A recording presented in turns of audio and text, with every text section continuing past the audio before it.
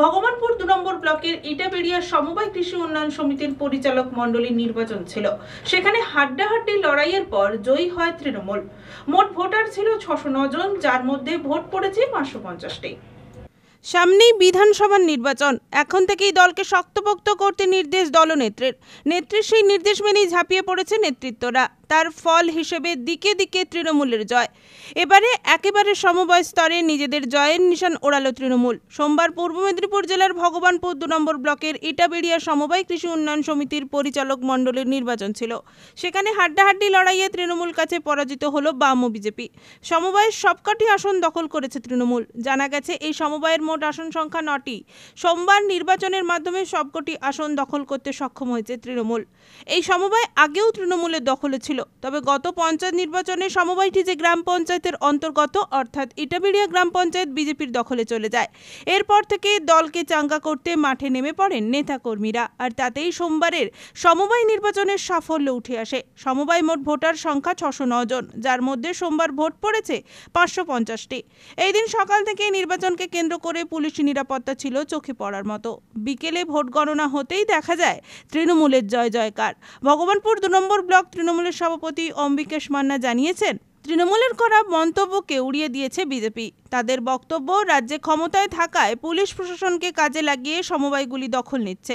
লোকসভা হোক বা বিধানসভা নির্বাচনে এই জেলার মানুষ বিজেপির পাশেই রয়েছে। আগামী ২৬-এর বিধানসভা নির্বাচনে তারা তাদের ফল পাবে।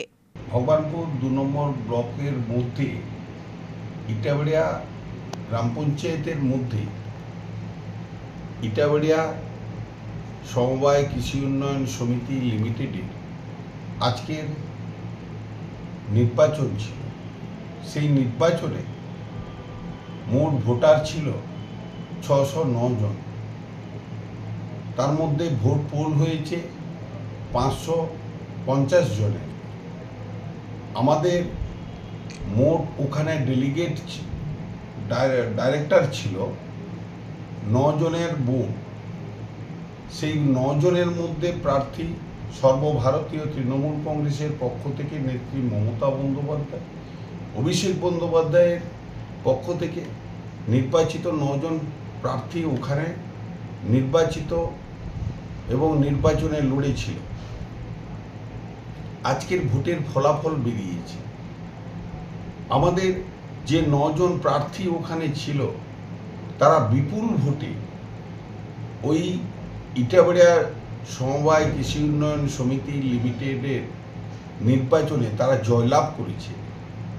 নিশ্চিতভাবে এই নির্বাচনের ক্ষেত্র ছিল এই সমবায় সমিতির মধ্যে ইটাবেড়িয়া খালসাইট বুথ এবং ইটাবেড়িয়া মাইনরিটি বুথ এবং হরিদ্রা চক বুথ। এই বুথ থেকে আমরা এই অঞ্চলে আমরা ২০২৩-এর নির্বাচনে এখান থেকে আমাদের পঞ্চায়েত নির্বাচনে এই অঞ্চল কিন্তু আমরা গঠন করতে পারিনি। স্বাভাবিকভাবে মানুষকে কাছে গিয়ে নেত্রী মমতা বন্দ্যোপাধ্যায়, আমাদের সকলের নেতা অভিষেক বন্দ্যোপাধ্যায়ের নেত্রীর যে উন্নয়ন মানুষের কাছে গিয়ে বলেছি, বাড়ি বাড়ি প্রচার করেছি, তার মধ্য দিয়ে মানুষকে আবার আমরা ঐক্যবদ্ধ জোটবদ্ধ করতে পেরেছি। ফলে এই নির্বাচনে আজকের এই ব্যাপক সাড়া, ব্যাপক জয়। এই জয় আগামী ২০২৬-কে মাথায় রেখে, যে আগামী ২০২৬ এই নির্বাচনের ফলাফল এবং আগামী দিনে ২০২৬-এর বিধানসভা নির্বাচনের ফলাফলের দিকে এগোচ্ছে। এই অঞ্চলে আমরা ব্যাপকভাবে মানুষের জনসমর্থন পাব। বিজেপি, ভারতীয় জনতা পার্টি যে এখানে অত্যাচার করেছে কৃষিজীবী, শ্রমজীবী, পিছিয়ে পড়া ক্ষেতমজুর, এদের উপরে যে অত্যাচার, উন্নয়নের ব্যাপকভাবে নিজেদের দলবাজি করা, গ্রাম পঞ্চায়েতের নিজেদের দায়িত্বে থেকে কুক্ষিগত করে ১০০ দিনের টাকা নেত্রী মমতা বন্দ্যোপাধ্যায় যাদেরকে পৌঁছে দেওয়ার ব্যবস্থা করেছিল গত ২০২৪ সালে লোকসভার আগেই, এখনো পর্যন্ত ১০১ জন আমরা জব কার্ডধারী ওখানে যারা কাজ করেছিল ১০০ দিনের, তাদের টাকা আমরা দিতে পারিনি। এই গ্রাম পঞ্চায়েত দলবাজি করেছে। এই ১০১ জন জব কার্ড হোল্ডারকে বঞ্চিত করা হয়েছে।